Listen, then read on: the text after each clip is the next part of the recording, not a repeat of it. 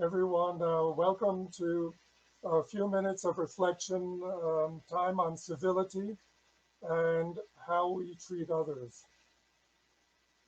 Peace education is a very important, noble goal for global citizenship. Um, but in this short session, I would like to focus on what we can do within our own sphere of influence. That is, the people we know and those we encounter every day in our lives. Civility is adequate courtesy and politeness, according to Merriam-Webster's dictionary. Uh, these are very vague words indeed. Civility deals with how we treat others on a one-on-one basis in our daily lives. I think we would all agree that civility ideally is related to our fellow citizens based on a harmonious, cooperative relationship with others, free of stress and ill will. It should be non-aggressive. On the other hand, we also want it to be assertive.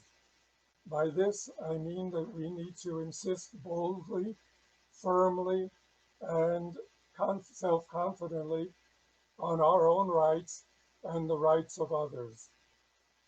We should not sheepishly accept others' behavior all the time as okay, especially if it is not. The next slide, please. Where do we learn about civics? Well, as with all social items, we learn about civics principally in our family environment, with our family members, with our parents and our neighbors, and in the local environment. Then we usually take civics classes in our schools during our basic education years. Indeed, one of the general purposes of education is to form good, law-abiding citizens who conform to the norms of our society and culture. Throughout our lives, we experience and learn and witness social encounters that show us how best to live harmoniously with other people. At work, in our neighborhoods, in our larger society in general. There are many teachable or learnable moments which can guide us. We as teachers particularly have the opportunity and the insight to take advantage of teachable moments, to help others take advantage of opportunities to learn something about civility, in this case, how to interact socially with our fellow citizens and others at a local and global level. The next slide, please. How we act depends on our character and the way we have been brought up and experienced life. Here we see some possibilities for social action and reaction on a continuum. We have extremes on the left and on the right. We have submissive behavior and violent behavior, respectively. Both of these extremes are more or less frequent, not very frequent, hopefully, and to some extent that they are pathological and may need to be dealt with clinically. In the middle three, we have passive behavior, assertive behavior, and aggressive behavior.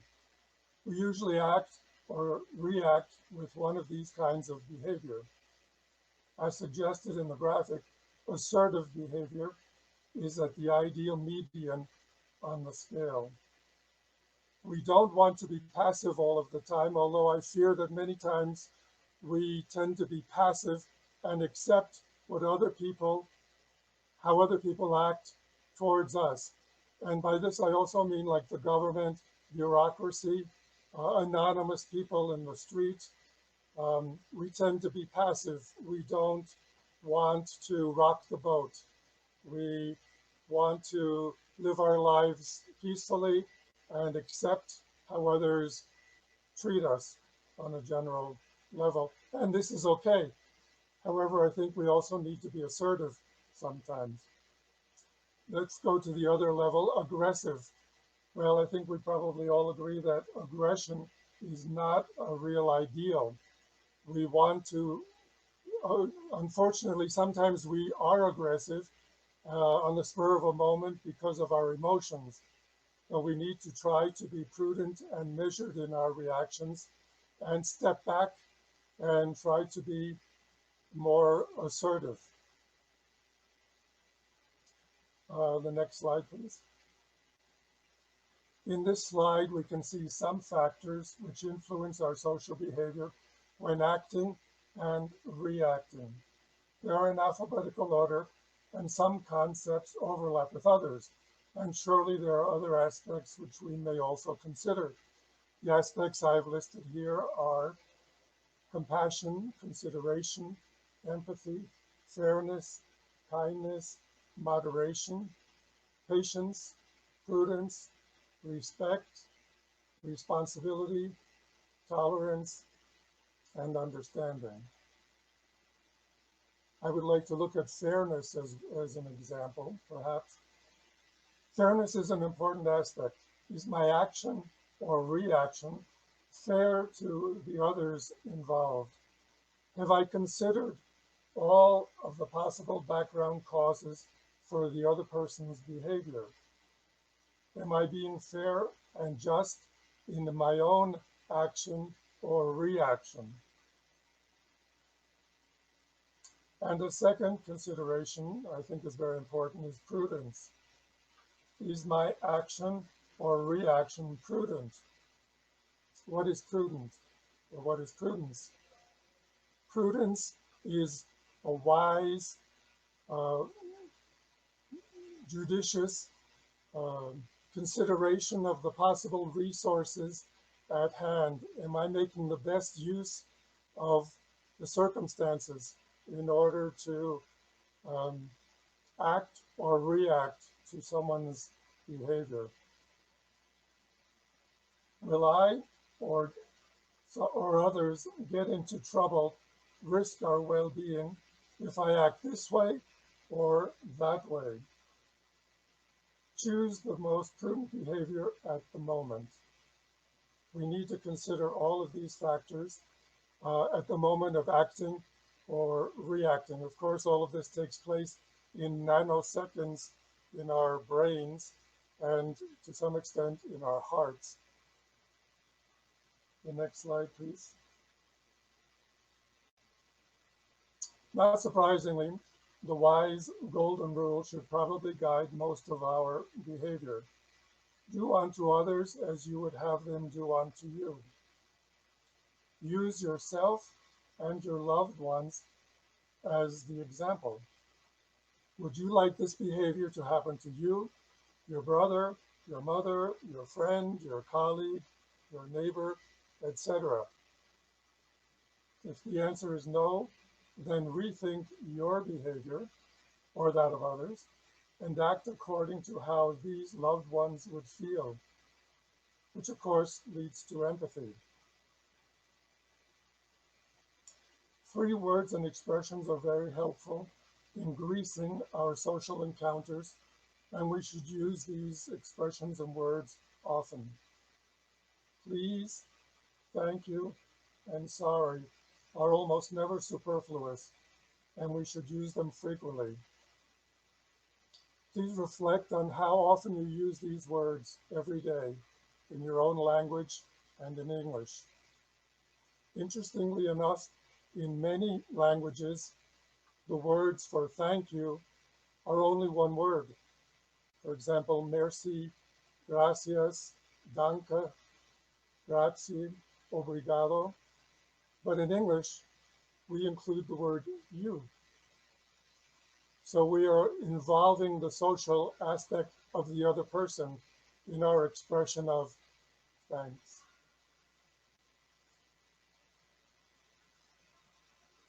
The next slide, please. Here are some guiding principles on how we can be more civil.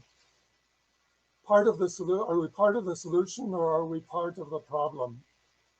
This is a cliche, but I think it is very important and useful to consider. We tend to regard other people's and be ambivalent or indifferent to the actions of others. But if we allow others to act in a certain way, then we are also part of the problem, perhaps. We need to do our little bit, contribute our grain of salt to the solution, and not to be part of the problem, not to foster the continuation of the problem. We need to point out injustices, for example. Another common cliche is give someone an inch and they take a mile. I think that is very important. If we allow others to do certain things, then we are giving them the authorization to continue to do the same thing, which leads into the next item. Staying quiet or doing nothing feeds the offender, the bully, as the case may be. We tend to be passive. We tend to not say anything in order not to cause trouble, to rock the boat. But we need to be socially active in the case of injustices and point things out to the offender or to the bully that things are not okay, things are not in order, things are not right. We need to take that first step. We shouldn't wait for others to act or react first. We, of course, don't want to provoke uncivil behavior by being uncivil ourselves. We should be the example. We need to use civility to show people how to act or react. That is our role as teachers, that is our role as mentors, as parents, as adults, and we should take on this responsibility and not be passive and quiet all of the time. I think another important principle here that we should consider is how one treats service people is indicative of how one treats all people. Think about that for a moment, and think about the people you have interacted with today and will interact with the rest of the day, particularly the service people in this reference. How do we treat, for example, the plumbers or bus driver or taxi driver or the clerk in a store or a bureaucrat in an office? The way we treat these people shows how we also treat other people. And it is important that we recognize these people and be kind with them. The last